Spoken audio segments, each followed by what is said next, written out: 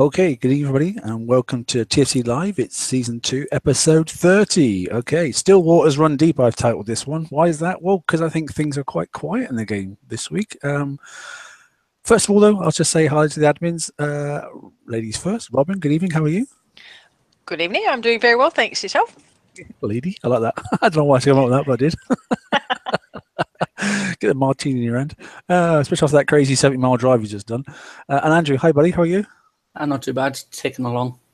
Ticking along, that's good. Yeah. Okay, like I said, so we've got a few slides for tonight. There's not a huge amount of that sort of stuff for this week's update, which is good because we've actually got a little bit of a data mine session, okay, on player feedback and that sort of stuff, post obviously the last raid, and a little bit of information about obviously our new community manager. So we'll go into that a little bit later. But first of all, I think what we'll do is we'll hit the slides, we'll have a little look at that, and we'll take it for there. So I'll just share Andrew, because Andrew's doing the slides for tonight. That's right, so he's up and running. So there we go. First slide then, that's obviously the title screen. Yeah, there you go. It's a clarification that it is season 2, episode 30.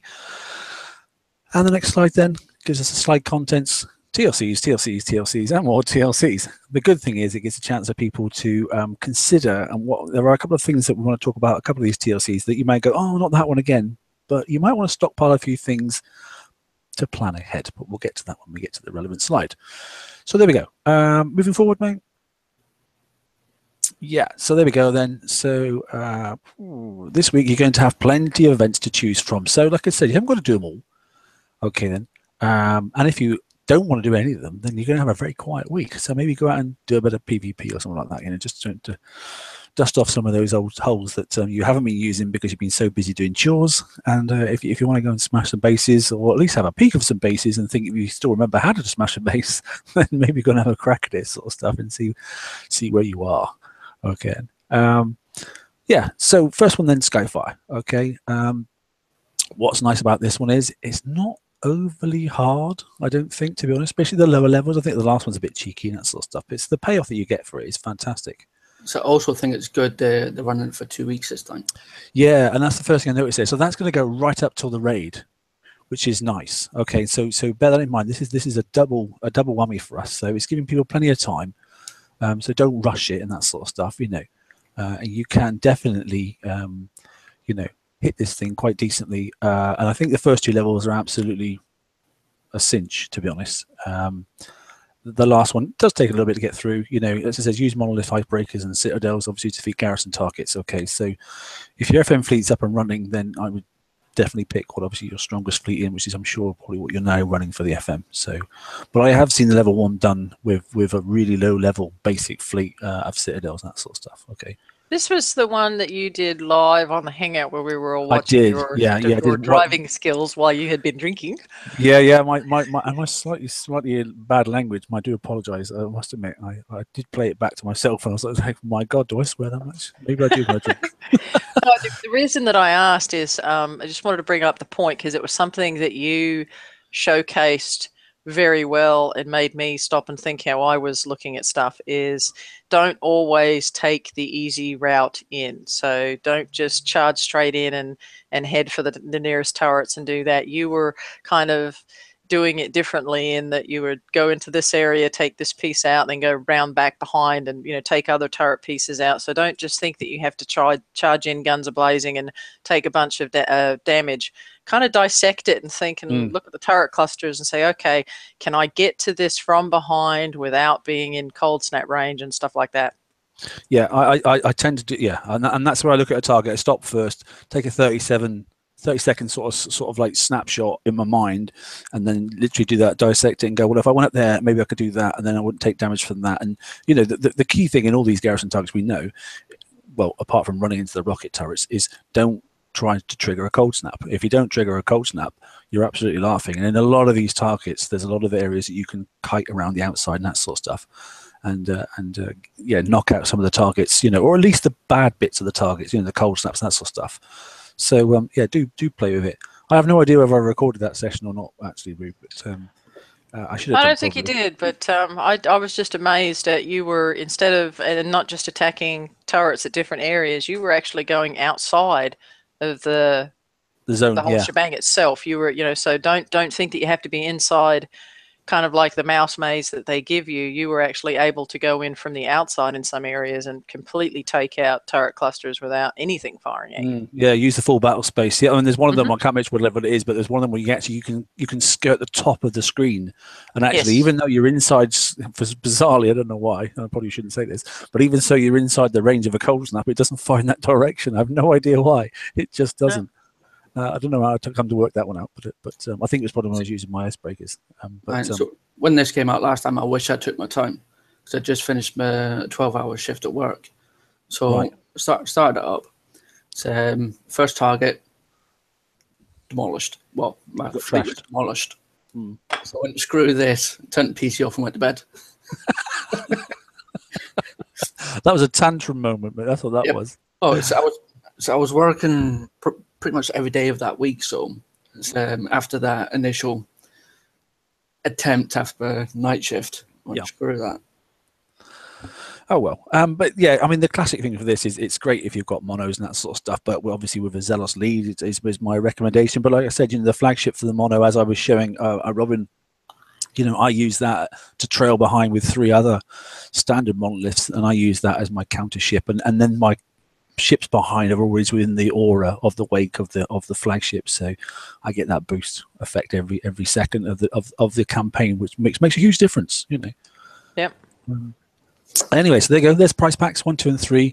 Clearly, to get through the very first one, you get the carrier, and even 5 of those about the flagship can make a right mess. And if you're into megas as well, I know somebody was using 5 of those earlier on today, and basically just left it auto, did the whole target. It took 3 minutes damage per ship. That's it. So even if you just want to build basic boring Skyfires, that sort of stuff, and not even thinking about raiding, but for using them obviously for future content for obviously your mega ship, then you've only got to do level 1. Yeah, they'll be all slow, but if you're not in a rush, then don't worry about it. Price pack 2 obviously gets you the Hornet, which is fantastic, and obviously you get some build tokens there as well, and some VXP, which is nice. 5 sets, which is quite nice to have, to be honest. So you can put plonk 1 on each of the carriers if you're going to do 5. Price pack 3 obviously gets you a really good special. That UV target secretary is brilliant. I like it a lot. But there is another one that's out and available and that sort of stuff. So it's not a must do. It's quite a hard piece of the campaign, this third round. But you do get 10 other build tokens as well. So just consider obviously the cost against the saving there on actually time, 48 coins per day. Bear that in mind. Okay. So and you get 10 sets of that as well. So there you go. That's 480 beforehand. So aim off. But you also get obviously another set of EXP tokens times 5 as well. So it's not a bad prize. I know you think it's probably it's quite difficult for and it's not free. You won't do it for free. But if you've got monos and something else as well, then you could always attack it with both fleets and that sort of stuff, and let them fix in slow time. I do think it's worth doing. Thoughts on that one, anybody? Robin, yourself? No, nothing really more to add that we haven't already talked through. Cool, excellent. Okay, let's zip along then.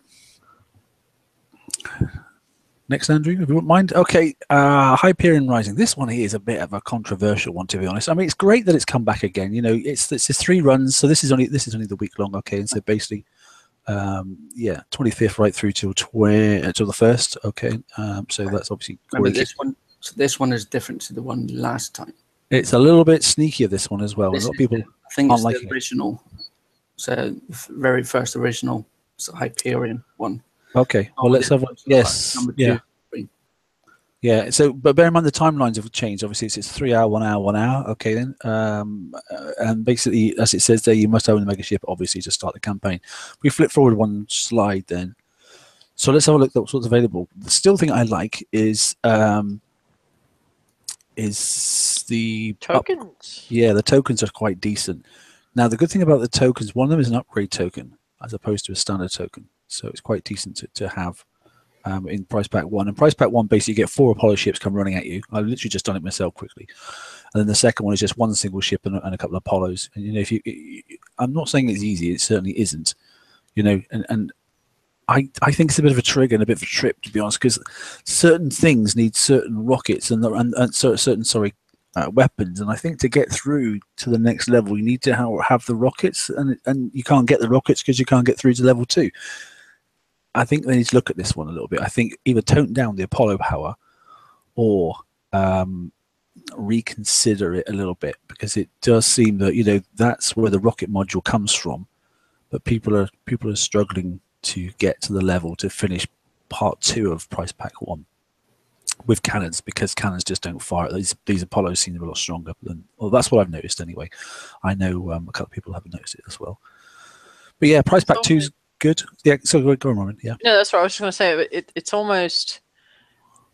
It's almost like they need another level in here. So, you know, Prize Pack 1, break that up to allow them to get the rockets, and then yeah, you're right. Maybe just put the rocket in something in Prize Pack 1, and then Prize Pack 2 be the mortar, the tokens and those types of things. Because you're right, you can't get through and 2, and you definitely can't get to 3 unless you've got a load of rockets on there and facing in the correct directions and a good level as well. They need to be a good level. Yeah, I have to say, it's, you know, it's an endearing sort of thing and that sort of stuff for some people, and some people find it the most frustrating, you know, TLC out there, because they just get stuck at a certain level and they just can't get through it. But bear in mind, it's an amalgamation of various levels. I think it started out like at 7 levels or something stupid. I can't remember what it was, and then it's been sort of like condensed down into 3 packs. Yeah, you know, I'd also, and they started doing this, and then they kind of, unless I'm miscounting my weeks, and then they kind of went off of it. They were like doing this every once a month, and then it was like they stopped for a little while. And I think with the amount of people now, where Kix went in and basically kicked off a lot of megas for everybody and that kind of stuff, I think they need to go back into putting this out there pretty regularly, because for a while there you couldn't get the missile drone strike module because they were running the Exocet and the other stuff. And so I'm real happy to see that Prize Pack 3 has both of them. But I think they could probably do to bring this back, because not everybody does it. And so if you don't have your mega, or if your mega's just parked on top of somebody's base that you hate, you know, you don't have to do it. But there are people that do want to be able to do this. And so I think if they bring this back and stick to where they kind of were doing it once a month, I think that would help people. Yeah, this could have quite easily stayed live, I think, till the end of the raid, till the next raid starts anyway. And basically, as soon as the raid's finished, they could just have this open for the rest of the month and just leave it up for people.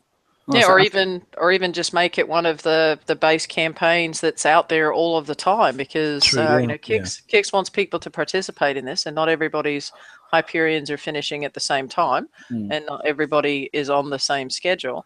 And so this isn't a matter of where, like, you're getting a new Skyfire hull or something like this. This is a key. These components are key to be able to get anywhere with your megas if you are using them. And so I think, you know, maybe they make this a full-time campaign that's available, even if they reduce some of the tokens, but at least put something out there where people can get the key components to where they don't have to wait a month before they can get, you know, the next engine, or they have to wait another month until they can get the missile strike zone, because you've got to build this and that before you can even get to that. Nope. So I was going to say, with, was it the summer whip or something like that, so how they're on about it, so the will be upgrading like the mega ships and all that, more content. So I reckon, due to that, we'll probably see more of this more often, to encourage folk to upgrade their mega ships or mega hulls in order to progress into the second stage of the Hyperion battles. I don't know, but I'm expecting, bearing that GDR did such a good job on the Skyfire, I'm really intrigued now on what he tends to do with the Reaver mega ship that should be coming out later. Yeah, because that'll be his next project, I'm sure. And you know, I have to say the Skyfire is probably one of the best, you know, point and shoot attack fleets that we've had for some time. Better than Hellrace, I think, to be honest, and definitely better than Tideseekers. I think it's turning out to be a phenomenal hull. And I think people are really, really chuffed now that they've built it. Most people that are doing PvP have gone down that route, and they really, really like it. So it's, you know, it's a well balanced, well put together piece of equipment. I think probably one of the best hulls that's come out in a long time. But that's my gut feeling. But I know you liked it in the preview. Good. Anyway, right. Call to arms, Icebreaker 1. Right. Now, what's the important one here? Okay, yeah, great. It grows from Tuesday again right through to the 1st. Okay, so bear that in mind. That's Tuesday the 25th, is obviously today, right through to next Tuesday the 1st. All right, so these ones have all got slightly different timings and that sort of stuff. As we know, so there's targets there from the Cold War event, B set cycle, okay, and they're obviously targets 3 and 4, okay, the same as the first bits of the call to arm. All right, so just bear that in mind. They're not all the same, obviously. It's garrison targets and that sort of stuff, so bear that. Next slide, if you wouldn't mind, Andrew. What's so important about this one here? Start planning ahead. We know what the next road cycle is. We know it's going to bring in, obviously, explosive damage. There's your chance to get some nice cheap, or not nice cheap, but there's a chance to get, obviously, you know, another way of getting X charge armor. So if you can do this one, you can do it reasonably quick. Even if you've already built your icebreakers, stack up on your charge armor. You'll be able to get through this with a set of icebreakers for free and really, really fast. I've just done prize pack 1 with Zelos and 3 Empyreans, but also screwed up, so I've got a long repair ahead of me. Okay, Doug. Well, we've got the whole week for it, mate. So it's not too bad. You know, if your FM's done, it's a pretty of a, you know, already, and you've got to worry till it resets. It's a bit of a quietish week, isn't it? So, you know, it's worth. I mean, look, there's 5 charge armors there, so that's another 1 per ship. You know, so whenever the new thing comes out in the future, that's you know, that's 5 you haven't got to worry about getting at 7.5 million or whatever it is each. So it's not a bad deal, to be honest. So if you are, even if it costs you a fleet a night to fix, then so what? It's worth doing. The only thing I'm going for is the charged armor. I'm not going to even bother with the icebreakers. Yeah, you know what? If icebreakers aren't your thing, I'm enjoying mine because I'm just lazy at driving that stuff, and you know, I can virtually auto a 113 now and that sort of stuff with mine. So that's quite nice. But the point is, yeah, it's great because I use mine to go and get, you know, I go and hit the dubs and that sort of stuff, and just run around quickly. I don't even stop and pause or you pinch anything at all. You just run in and smash it all up because you outrun everything. So I'm enjoying using my icebreakers, and I'm actually enjoying working out what I can use them for. And I'm finding actually there's more and more things I can use them for. So they're better than I thought they were, to be honest. But yeah, totally agree with you, Andrew. Charge armors, get ahead of the game, get them early, start stacking them up, because I'm sure this one will come out yet again, you know. So that's, you know, this is what, the 3rd time it's been out, is it now? This is the 3rd run, I think it is. So, you know, and you don't need that much charge armor. The maximum you're going to need is 10, as in 2 on each ship. So, you know, we're now in a position where we can start stockpiling, which is nice. So that saves cash in the long run, I think, or points at least. Good. Okay, moving on. Hunger. Yeah, okay. So this is a Real Faction TLC, as you know, okay, and it gets this rather interesting hull that I can't see the benefit of, but that's just me personally. Right. Okay, so this one then obviously is running from the 28th right through to the 1st, as it says, you know, so there we go, slightly shorter. But notice then that there are obviously three campaigns, obviously 3 runs through, basically. They're all garrison targets, bar the 2 of which are base attacks, which I know most people can do with sort of mudgluts and that sort of stuff if they're using those, but you can definitely use prides as well.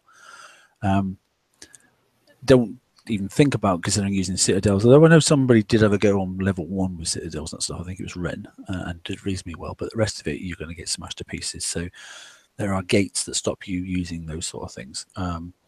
Clearly it gets you a bit of a hole that's got a bit of a niche market. If you jump to the next slide, mate. I'm noting, by the way, level 50 and OP9. Okay.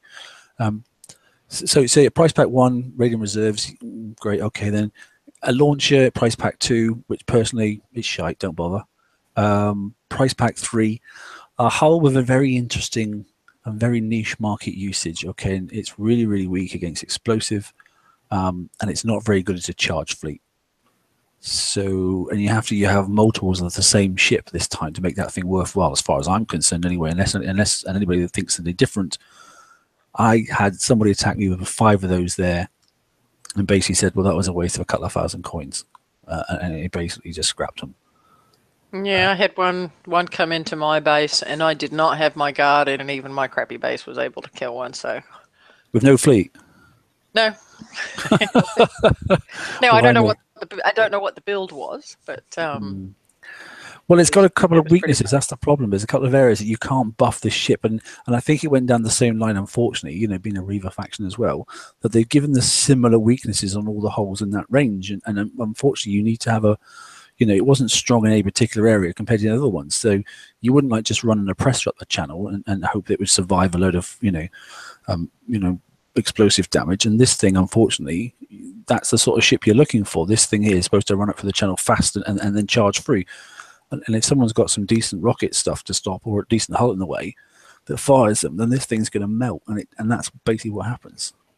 So you know, I wasn't overly impressed with it. I mean, yes and no. Okay, so when it first came out, actually the top level new explosive armor wasn't out at the time, but it is now, and I still haven't seen anybody.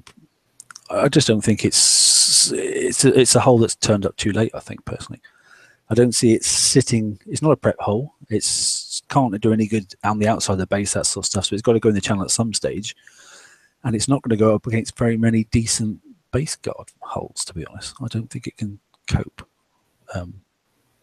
But that's just my feeling. So, on price pack 1, don't bother on price pack 2 because I think it's crap. And I know someone put 3 of them in his base, stacked all 3 together, and it still didn't actually do anything to any of the attacking holes. But yeah, price pack 3, I just collected the hole because I like collecting holes. That was it. Built 1, never going to use it. But that's me. So there you go. Take it or leave it. I don't see anything other than that to say. Should we move on? Oh dear. What's next, mate? Oh, bugs fixed in tuning. Go on. Someone else can talk this one. Rue can have it. Okay. Innocent. Okay. So this week we only had 2. First one was some users were not able to view their daily deals. This issue has been fixed. I know there were also some missing deals. I was only showing like 4, I think it was the other day. So that's been taken care of, just in case you want to rush out and spend your gold. Yeah, I was going to say, funny to fix that one, isn't it? Well, you know, it's interesting because, you know, a lot of people have said, you know, don't, oh, I'm not spending money, blah, blah, blah, blah. They sometimes run some pretty good stuff. I mean, every now and then I'll get a like a 12-hour token pop up that's like 50% off, and yeah, I snap you know, those sometimes up. I'll grab those, and then sometimes, you know, sometimes it's like 10% off, and it's like maybe that's not really worth it. But every now and then I've had one where it's been 50% off of a day token or a 12-hour token, and you know, more than happy to snap those up if the price is good on those. And then the second issue that we had, there was an issue where holes would not target enemy buildings in draconian uranium bases. This has been fixed. And so I am hoping this is the issue that we saw get fixed, come back, where the ironclads were unable to target some of the turrets that were in there. Yep. So hopefully this takes care of that, and we will no longer see that issue showing up. So yeah, just a light week this week for some bug fixes. Or is it the dubs, or is it actually in the old raid targets? It's probably the old raid targets, actually, because they're obviously for uranium as well, aren't they? Yeah, no, I think it was I think it was actually, and we had multiple posts on the page where people would sit there and they would post a screenshot showing their ironclad, and they couldn't click on the turret, they couldn't order it with the, you know, Control S, and it just would not. Yeah. Basically, they killed everything and then, you know, couldn't finish it. So I'm hoping that is what's fixed, because there's still people struggling with that. Okie dokie, cool. Right, and now we're going to the next bit, which well, Andrew covered, because it's actually right. So basically, as you know, post the raid event for a 24-hour window, basically what we normally do is we're making the habit. I mean, it's a second raid, so I'm not saying making a habit, but we're going to make a habit where we do a quick snapshot and we ask for feedback from the community, basically. So, what were the number of returns we had this time, Andrew? Roughly the top of your head? Nearly 379.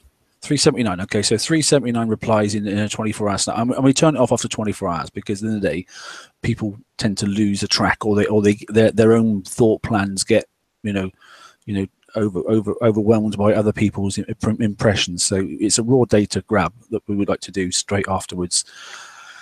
And we picked on basically a few Stanford questions. So we'll go through the questions and we'll look at the responses, and then we'll look at the data and see what that indicates, because I think it's an absolute 50-50 split. It's a bit of a yin-yang moment. So go on, Andrew. Your slides, mate. You've done the work. Right. So basically, the first question that we done obviously was, did you start your Glow and See raid? So all we had was a yes and no answer. I think it was around about 370 folk that said they started their raid, and 8 said that they never started the raid. Okay, so that's not bad. So 8 respondees said nothing at all, basically, and then they weren't interested in it. So they abstained, sorry, and went off and did something else. Great. Okay, so bear that in mind. So the poll of from this point forward then is only down to 370 roughly. That sort of people. Next question. Right. So did you play until the end of your raid, or sorry, start again. Did you play until the end of your raid, or did you get the points that you wanted? There was around about 200 and I think it's 56 that said yes, and around about 86 that said no. So 86 gave up somewhere through. They had an intention to get to X, XYZ point. Share my screen so I can get the actual stats up. Okay, mate. All right. Yeah. So it's quite interesting. I mean, you've got the actual statistics bit. I mean, don't mind how you do it, to be honest. I mean, actually, I'll tell you what I'll do is if you have the statistics up, what I'll do is if I'll screen share my, I've got an edition of the slides as well, so I'll bring up mine, which will make life a bit easier, to be honest. But it's interesting. So actually, the amount of people that actually started it and then gave up afterwards, that was quite different. It's just yeah. So there we go. That's better. That's a better slide. All right, so for the original, the first one, did you start your Glow and Seed raid? It was 376 that said yes, and if I can click it, said 3 said no. Okay, all right, and then going across the next one again. Yeah. Did you play until the end or until you got the points that you wanted? So 9 of them said no. Okay. And 284 said yes.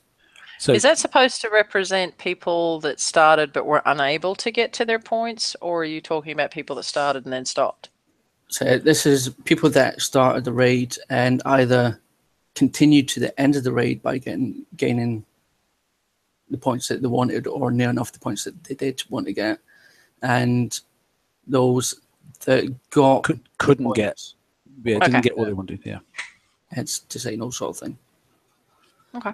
Yeah, a really sort of really core. You know, it's quite a crude audit, but it has to be that way because at the end of the day, too many options gives you too many variables sort of stuff. You know, so basically those individuals there that said no through the raid, they didn't get, they either gave up or they didn't get what they thought they were going to get. That's it. So it's basically two answers in one thing. Next one, mate. The next one was, what hull did you use? Right. Yeah, so Phoenix is obviously the lead. Now, whether they had the flagship or not, but basically we know that there was plenty of examples of people doing the hundreds with just 3 standard Phoenixes with at least 66% ranking on them. You could do it. You know, not as easy, obviously. You know, but yes, you could do an S target with obviously 3 with at least I'd say 66% ranking. Well, that's the couple of videos that I saw anyway, or the lowest level that could do it. So 247 folk were using the Phoenix. 86 for the Apollo. It's 8 for Rhino. It was only 4 folk that never used. So basically 4 folk that never done the raid. Yeah. 52 that used other fleets. Is a Skyfire in there? Yep. Yeah. The fleets used were Skyfire, Zealous, Empyrean, Seawolf, Punisher, Citadel, Monolith, Tideseeker, and Ironclad. So they've been using the campaigns to get the points. Interesting. Yeah, so that was the campaign method, yeah. Or, I mean, I love the fact that Seawolf's in there. I think that's fantastic. That's amused me. That was Robert. He did that. I think it was whatever way you can get your points. I think it was G-Day. Yep. Nope. There were, like I said, I got my guy who has his Apollos with the, what's the rocket with the mortar? Oh yeah, you were saying he's got mortars on it. Coax, yeah. Coax, yep. He's running around smashing things with them. He's having a blast with them and tearing things up with them. And I was watching him there for a while, and he was out there getting his points, using that fleet. So that's comedy, isn't it? I like to see that. That'd be quite funny. Yeah. Okay, so the next question then. Right, so then we asked, how many of the same hulls did you have available? So basically, if it was a full fleet, 3 ships or 2 ships of what you hit to do the targets. Mm-hmm. So 162 folk said they used a full fleet of the same build. That's interesting. So that's less than a half. Okay, yeah. Wait a minute, so that's 162 that they were using like 5 Phoenixes, 5. 4, I think I class 4 as full because obviously that would be the flag, and I wouldn't expect to have the flag by then ready. So Yeah, that's why I was like, that's a really high number. But 4 holes of the same, But that could have been obviously a full fleet of Apollos in there as well. Yeah, or a full fleet plus like a Savage Kodiak. Mm-hmm. Yeah. That cast, yeah, and that would have worked quite well as well. If you can stack it out of the way, hide it. Yeah, okay. So 139 folk used 3 ships. Yeah, no, that would I would clearly see that as 3 Phoenixes. So I used 3 Apollos. Did you? All right, then I'll shut up. You use 3 Apollos. So that's Andrew bucking trends everywhere. Yes. You have to be different, Andrew, don't you? So how did you do? Okay, so let's pause a second. How the hell did you do with 3 Apollos? Jack shit. All right, you didn't get anywhere. Well, no, I was working. I think it was always on night shifts, and I couldn't be asked doing the raid, being half tired. So I just basically hit targets to get, I think it was about 400 raid points so Ren could do his chart thing. Right, it's got you. To see how many folk actually played the raid. Oh yeah, I saw you post up. Yeah, just see the numbers. And the numbers weren't as bad as I was thinking, because obviously I thought it was going to be a little bit more. Being the first one, I thought it'd be. So I reckon if somebody prepped the target for us by removing all the drones, so I would have been able to do the rest of the target. So but that's my advice. I remember I said last month, though, if you can get through and do that Skyfire one, and if you can get the build tokens, at least you can build one. Then I think that it's about 70%, no, so 60% ranked as well, and actually then you can go and kill all the drones out and take out obviously the malices. And then you can go back in with your Apollos, and you could do your own S targets. Use 2 fleets, but you could do your own. I can ask you how that went, Mark. Went really well, to be honest. And in fact, I was trying to be a bit of a smart ass, and what I ended up doing was actually having the Savage Kodiak in there, having and I did do a couple of targets of this, having the Savage Kodiak in there, then now having obviously the Skyfire in there by itself, the single one, and then having 3 Phoenixes as well. So you get the performance boost for the 3 Phoenixes, obviously using the Savage Kodiak, and then you get the penetrative, obviously, defense boost on it for everything because of the Savage in there as well, and it did make a huge difference. So it definitely helped my Phoenixes early on in the raid, and then I switched fire because I didn't get to do too much too early on, but I managed to get back to finish off the raid, and the shit that I'd left building, that stuff was prepped and ready to go then. So then I switched out the Savage because I didn't need it, sort of stuff, So would you, for folks that are able to build a Skyfire and maybe not necessarily get all of their Phoenixes done, so if I'm a player that does not have the flags and I've got a couple 3 Phoenixes being done, would you recommend doing a Skyfire just to pull out the drones and then taking absolutely and load it up, because all they fire at you, obviously, to be honest, is the corrosive crap, and then just fire it, max it out with as much corrosive defense as you possibly can, and draw them to you. And then so kill off the drones. Yeah. So that might be an option for folks that were not able to get the flagships. Have 3 ships going, getting ready to start their 4th. So that might be a better option than building like the 4th Phoenix. Yeah, because that thing is basically free in that TLC, and I just built it as the free one. I completed the TLC, and I know it's not easy to do, but if you haven't done well in the and done well in the previous raid format, then you can get that one as a freebie. And it did work. I tested it, and you can kill the drones easily.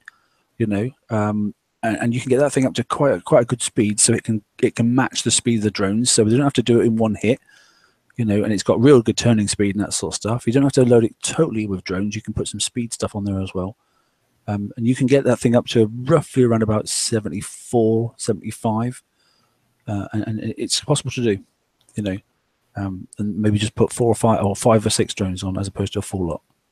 So if you're only going for a full one, that will work. It will definitely work. I've done it. So, and then if you want to go in there with your Apollos because you've already got them built, then it gives you a chance to think about something else. Yep. Good. Okay. The last question. Well, it's not the last one. Oh, sorry. Yeah, penultimate one, isn't it? Sorry. Yeah, go on. Right. So, of the ships you did use, what was the average rank? So 159 of them said they were fully skulled. Okay. So 118 said they were 66%. 61 said 30, and 41 said it was less than 30. Wow, flipping heck. That's quite interesting. So, yeah, that does indicate that, you know, unless you're going to really buck the trend again and say that your Apollos aren't even sculled, okay, the one there in the middle, obviously, sorry, the 66% one is. So the problem is, so we're getting these holes so close to raid or even on raid day, so we're not getting enough time to actually physically build a full fleet or 3 or 4 of them. And then straight after it's a VXP weekend, so you're still trying to force a build to complete in order for you to rank. Well, it's force a coin. That's what it's forcing, isn't it? Yeah. It's forcing you to put one weapon on and build a blank hull with an engine, and then get it ready in time for VXP weekend, which is literally, you know, only a couple of days after the raid finishes. So it is a bit of a cheeky method of doing things, but, you know, in some respects, it's almost better to the VXP weekend this coming weekend, not last weekend. Mm-hmm. You know, giving you more time. You know, more. So I used to coin them, but I gave up in the end. So I think the last time I coined a VXP weekend was when I had my Punishers. Right. Okay. So that's a year and a half ago now. Yeah. Yeah. No, I can see the reason for that. I can see the logic. Too close, especially with, like, say, obviously you've got real life. Then you're doing other things outside of the BP. You can't mention real life. There is no such thing. I can mention if I like. Well, talk about real life. Some of us that have been out kayaking and all that other fun stuff. Oh yeah. Sorry. Okay then. Yeah. Fair enough. Right. So the next one, so where the target's considerably harder than expected. Right, so 181 folk said no, and 198 folk said yes. Right, okie dokie. You know, what would be really interesting would be to see, and this is just a suggestion, you can shoot it down, would be to see when you pull that number in, find out what target they were hitting. Yeah, I mean, that's breaking out. And there are a couple more bits of detail and that sort of stuff, but it would be, you know, I mean, data is data, isn't it? And stats can be manipulated any way you want to. But yeah, you could take this to the next level, and you know, you could delve into some of this stuff, you know, and I'm sure, you know, I mean, this is just a snapshot of a quick see. What I didn't want to do was try to make a questionnaire. I mean, Andrew and I sort of looked at some questions and make it so that it ends up being a real chore just to fill it out, you know, because yeah, no, I mean, where I was going with this is, I mean, I know Kixeye has the metrics and they know, you know, exactly how many of which target that I hit, but it would just be interesting to know around the, you know, player level. Are you above 70, below 70, just to hear where people are struggling the most. The players who took part, Andrew, which go back to that one again, because I just want to just to summarize quickly. I can't remember which one it was. Now go back a bit further. There was one that's like showed like maybe it's right at the start. I can't remember. This is the start. Oh, that slide's not there then, isn't it? You showed me a picture basically that said no, not that one, not that one. No, so it's not up on the slides, is it? There was one that basically said how many people had, that couldn't get past that rated it or rated it at level 1 between the 1 to 10 ranking thing. That one there. That one there. That's the one I wanted to look at. Yeah, sorry, that one there. So that slide there is quite quite. Oh, here it is. It's on the last one. Sorry, I didn't realize I hadn't got to that. Okay, so that for me is rate the quality of the raid, basically from poor to average, or poop, as I put it. Poop. Okay, you rated the raid as a poop. Okay, to average to it rocked for you. Okay, so that's about enjoyment and nothing else. Okay, now interestingly, look, 700 people. 700. So this was a different sort of thing altogether. So this was just a quick poll I put on the page. So this is different to Andrew's question set. Okay, the poll on the page, I just asked for a quick 3 answer. Tick a box. Did you think it was rubbish? Did you think it was average compared to all the others? Or did you think this one rocks in comparison? Now, if you add up the 1 to 4s and then you add up 5 to 10s, actually it's a 50-50. You either had a really bad experience and you didn't enjoy it, or it was average to really, really good and it rocked. So it's what would be I was going to say what would be interesting is if you do this after every raid, because this was the first of this cycle, and it would be interesting to see if that number changes next raid, where people have got a lot more of their hulls or a lot more rank, and we're a little bit more used to the target. So our plan is to continue this on after each raid. Yeah, and the same thing, and I think you're right. I think this snapshot quickly one, this one here, they're just with 3 possible ticks. You can't do nothing, you can't put bacon, you can't do anything like that. But this just simple thing, just tick a box, 1, 2, or 3, and it was great because there's 1,600 replies there in 24 hours. Nice. And that was really good. That was a real nice snapshot. That's more than 10% of our community and that sort of stuff. That instantly went bang. There's your answer, and that's that's an amazing bit of feedback, I think personally. But it's interesting when you add up that 700, which is clearly the peak, where people thought it was rubbish. But when you had the 2s, 3s, and 4s together, and then you had the 5s through to the 10s, actually it evens out. It's almost the same. So it's definitely a yin yang. People either liked it or they hated it, or not hated it, but they weren't even ready for it. And I think, I honestly think sometimes that if the VXP weekend was the weekend prior to the raid, which gave you the whole month to build your fleets, and all you got to do is rank them up and then go and raid, and I think that would be the best way to do it. I don't know, but I do think the VXP weekend, and I know why they've done it, but I do think the VXP wing will be better at the end of the month, not at the freaking start of it. I just think it's in the wrong place. Don't know. I think more people would be more content to have something built, at least 4 blank holes, which you could do in real time, and put a couple of weapons. If it was at the end of the month, people get paid. Yeah, they would. Yeah, most people get paid at the end of the month. You're right. They're more likely to incline to coin. Yeah, and it's at the weekend when I just think it'd be a good place to put it. Is to stop doing it the weekend after the raid and start doing it the weekend before the raid. And both of them are pretty dead weekends, to be honest. Yeah. Hey ho. Anyway, that's me. Right. Okay. That's the end of the slides. Thanks, mate. Cheers. So the other thing I'm going to close down this piece I've got on my screen at the moment. I just want to quickly have a little bit and just a bit of a public, not necessarily announcement, but a helper on New Community Manager, because I said I would do so. So let's take that off for a second, and like I said, we'll just share this. Hopefully everyone can see that.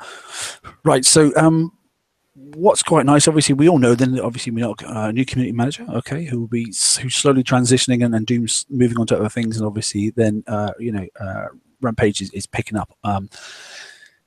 He's done another really good thing this week. So not only is he introduced himself to the community and that sort of stuff, and he says he's going to look at some key areas, he's doing a weekly sort of question, and I quite like it, but he's basically doing so. He's doing weekly feedback. He's already put up this question for this week, top 3 things, what do you think we could do, sort of stuff, So this is the question, and I post it on our page and that sort of stuff. And what I was like, just for a change, what I like, people are giving me a chance. People are giving him a chance. Actually, I've read through now for the first time 4 pages on this, and there's hardly anything there that's pure trolling and that sort of stuff. Some of the stuff is, is like, oh, I'm really hacked off of it and that sort of stuff. And if I only knew this, I probably wouldn't do that. But that's invaluable information as well, as far as I'm concerned. Hey, Brian, how you doing? Yeah, that's a really good point, because although people are frustrated and they basically just want to get on there and do naughty words, he's asking the question, and the only way that we're going to get changes is if we give proper information. If you get 77 pages of kicks is nothing but a coin grab, then nothing's going to happen. So if he continues with this trend, and I hope he does, and I hope that people still continue to give proper feedback, even though it's negative, as long as it's not bugger this, bugger that kind of stuff, then yeah, exactly. Yeah, then maybe we'll actually see a lot more happening, because 77,000 kick sucks and nothing but a coin grab, nothing's going to happen. Yeah, if you want to highlight a fault, I say to my guys at work all the time, if you've got a fault to highlight, also deliver a fix. Don't just tell me, oh, that shit is wrong. I'm not interested in that. It doesn't solve anything. It doesn't help me, it doesn't help the people I'm working with, and it doesn't help us deliver the end product. You know, Yep. and secondary to that is this point. You know, so halfway through this, or 2/3 of the way through it, okay, basically, look, he's already acknowledged the fact that the whip. Okay, we shot ourselves in the foot, guys. We got issued the whip, and because it was always work in progress and that sort of stuff, and then it didn't come exactly as was detailed in the whip, we all then went on and complained and that sort of stuff. You know, and you said this and this happened, that sort of stuff, and it was always subject to change. Always going to be subject to change. So basically, Doom and the team. Okay, Doom was the figurehead to come and tell us, but basically the team went, it's stopping. Okay, so already. And I'm not saying this is going to happen, that sort of stuff, but he's already addressing that issue and go, well, I'll see what I can do. I'll see if I can meet you halfway and that sort of stuff. And if he comes good and manages to pull it off, please take it with all the intention of it will come with a courtesy bit at the bottom that will say subject to change, and actually take notice of that, because if we lose it for the second time, it will never come back. So that's just emptying forward. If he manages to get that thing back up and running, then I you know, our community are quite a bright lot as far as I'm concerned. And I think they, I think they understand it, to be honest. You know, but just on this particular bit on the page, as far as I'm concerned, there's 4 pages worth there. And it's the first time I've actually read 4 pages worth of text on the forums in a long time. And actually, it's 99% really quantifiable and filled in with some good comments. I'm quite impressed, you know, with proper feedback all the way through, and people going, yeah, I wish I'd known that, or I wish I'd thought about that, and that sort of stuff. So you know, that's a good trend. It starts off. I mean, no one's got a reason to shout him down because he's only just arrived and that sort of stuff. You know, he comes, as we said, with a pedigree background, that sort of stuff, you know, and he's actually self-taught, as Andrew was chatting to him the other day. He started off very similar to Andrew's endeavors into this area as well. So, you know, he's a self-made man and that sort of stuff, and he's ended up with some quality, you know, bits of ticks on his CV. So let's see where it goes. I think the other thing too to keep in mind, the poor guy just started, so he can't change the world overnight. So, you know, along the lines of giving him a chance per se, also give them time. So change is not easy to do sometimes, especially large changes. So, you know, even if he says he's going to look at bringing the whip back, that doesn't mean we're going to see it next Tuesday. So give him time to implement things and get his feet wet and figure out what's going on, and hopefully people will do that. But both as a CM and as a player, because he's just starting to learn the game as well. There was some feedback I saw. He was talking about VXP Weekend, and he explained it well. You know, he made a lot of good points. And people were saying, oh, well, repair specialists aren't really a thing anymore, and this and that, and that's not really helpful. And I mean, yeah, technically that's true, but he's just trying to provide information, and maybe you forgot that there was a repair specialist for a particular hole that you might have wanted to see. And then you'll go and look and say, oh, I can get cheaper repairs now that I've skulled this, and unlock it. You know, it might not be for the top players, but for some of the up and coming players, that information is going to be invaluable to them. No, I absolutely agree. No, I absolutely agree, mate. I think we're in a golden opportunity where I think we're almost getting to the age of the end. Sorry, of the rush of PvP holes. You know, I know they look at some of them. You know, the lead mega type holes and that sort of stuff in the PvP area. I'm not talking mega ships, talking, you know, the quality holes, like, you know, the Hellstar and that sort of stuff. You know, and looking at something to maybe infuse people back into looking at those ships again. Oh, that's the top, you know, 1% of the top 5% sort of stuff. You know, but you've got to feed all areas of a market to keep the game going and that sort of stuff. So, but without breaking the game. So difficult thing to do. But yeah, we'll see where it goes. So far, it's early days, but the delivery method is good, and the thing that I like is the fact that it's been received well so far. I've got nothing negative unless you've got any points that you want to bring up. Content, everybody? Good. There's probably one, nothing to do with this, mind you. Something somebody posted on our page. Okay. It's regarding the Flash. Oh, yes, yeah. So obviously, it's a Flash player if you've read the article that's on our page or has been posted, I'm sure it's been posted to other pages where they're saying Flash is finally going to like die. They're going to say goodbye in 2020. It is true, but there's also another part that's been actually posted by Adobe themselves, stating that they know there's several industries and businesses that have been built around their Flash technology, including the gaming, education, and video. But they're also stating that they're still committed to supporting Flash throughout 2020 as their consumers and the partners put their migrations into other programs like HTML5. There's also, where is it? WebAssembly, and there's something else, but I can't see it.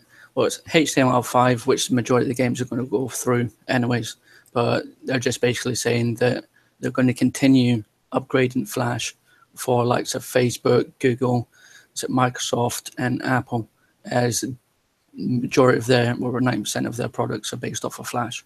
So it's 3.5 years away, so don't worry about it. So they're going to continue on regardless. Yeah, the sky is not falling anytime soon. And if we're still here in 3.5 years' time, then oh my something's wrong. If we are, we are. But you know, then this game will be 10 years old. You know, which is phenomenal for the type of game that it is. You know, so imagine that, flipping heck. Yeah, that would be amusing to say the least. Good, right, okay. Well, as far as I'm concerned, and has anybody got any points they want to bring up? I haven't asked anybody. So, Robin, anything you want to bring up in general, or anything you want to say? No, not this week. Good, Brian. I know you come in late, mate. But is there any points you want to say apart from the fact that it's all about TLCs? You know, what day is it? And it's the start of the BP week, which is always generally on a Tuesday. Yeah. Prioritize, I guess. Properly prioritize, because let's see. Skyfire, yeah, that required 3 of these require Garrison, I believe. Yeah, it's a really easy one though. You can get that with some real low levels. I saw someone do it, like I say, with some Citadels. You know, the level 1 to get the Skyfire flag. The Skyfire basic BP. It's just 3 of these TLCs require Garrison fleets. So, well, the reruns aren't. Most of them did require Garrison stuff, and we got 6 to death for doing Garrison, didn't we? So we're back in that churn again, but they're all happening at once is the thing. Like, just pick one. Well, one of them is pointless. One of them. Well, Hyperion Rising doesn't count. That's Mega Hull. The PvP one doesn't count because the ship's rubbish, and so is the turret. I mean, you're not wrong. That's my takeaway. That's my takeaway. Sorry. There's only 2 to worry about. You know, one of them gets you icebreaker stuff, but it's also, which I like, and we mentioned just before you came on, it also gets you charge X 5 of ready for the next raid cycle, because it's going to be explosive damage, as we know, as it always is with Assault. Thankfully I've done that. If you've done that enough, you should be okay on charged X. If anything, if your best fleet is Apollos, I would focus on the Skyfire. Yeah. I think that's the most important, because the icebreakers keep getting tuned and getting tokens thrown at us, but I mean, this is as good as they're going to get, I think, and I'd still rather just use my Zealous and Monoliths. How much is the Skyfire in the raid to get? How many million was it? You couldn't get the regular Skyfire. You could only get the flag. Okay, so this is the place to go and get it. Yeah, sorry. Yeah, sorry, it was the Phoenix, wasn't it? So you couldn't even get the Skyfire. So this is now the time for those that didn't get it, is to go and grab it quickly. Even if you only went and did level 1. I forgot about that. It wasn't in there, was it? So yeah, this is the time to go and grab it. So that was definitely worth doing. Another quick update. The current TLCs on the website are all up to date. Oh, are they? Let's have a quick look. Well, sorry, mate. I've added them, so In fact, you should have actually, yeah, I think you did say that before, and I forgot to mention it on my thingies, current TLCs. Oh, look at that! Look, yes. That's, there you go. Another little bit of show and tell and that sort of stuff. I like doing that. So there we go. Just to confirm. Okay. So there we go. Skyfire's there, Hyperion Rising. There you go. The Hunger one, and then obviously the Icebreaker stuff. So everything there is that you need is obviously, you know, click on that one there. It tells you about it, and there's some previous videos and all that sort of stuff. Okay, so Andrew being the whiz as he is. Okay, then it's all prep, guys. Get to the website, jump on it, have a look through some of those videos, and if you haven't seen something in before, then the levels are there for you. So all from different players, obviously, that have been passing in their videos for us. I'm not saying they're all the best videos, but at least you get to see what they've managed to do with what the fleets that they've got and that sort of stuff. So good work, Andrew. Again, you can determine if that's the correct path for you. Mm-hmm. Yeah, and don't do it drunk like I did. Yeah, that's a really good point, because there's nothing worse than taking your best fleet in there, having your ass handed to you, and then slinking home on fire. Even if you don't plan on going all the way through all of the levels, at least go out there and take a look, because it will show you the targets, and so you have the ability to kind of check out what's there, see what other people's doing, and then maybe making that decision and saying, okay, maybe prize pack 3 isn't for me, but looks like I can get through the first level. So don't waste your fleets, don't waste your repair time. The information is out there. Anytime any of the TLCs are out there, Andrew makes them live. So if you're an alliance leader, get it on your alliance pages for people to come back and visit as well. Yeah, I might do, if the weekend, if I got a chance, I might knock up a new video for that prize pack 3 of the Icebreakers, showing the method, if I can remember what I did, going through it from one to the end using the fleet I did, which was basically the monos and a zealous lead, because it did all right actually, but my pathing is completely random compared to other people's.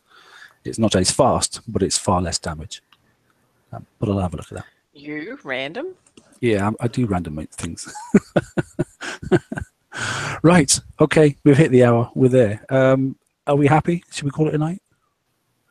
An evening? Yep. A session? What do you want to call it? Okay. If you're watching this back, it's clearly not nighttime. It could be any time of the day.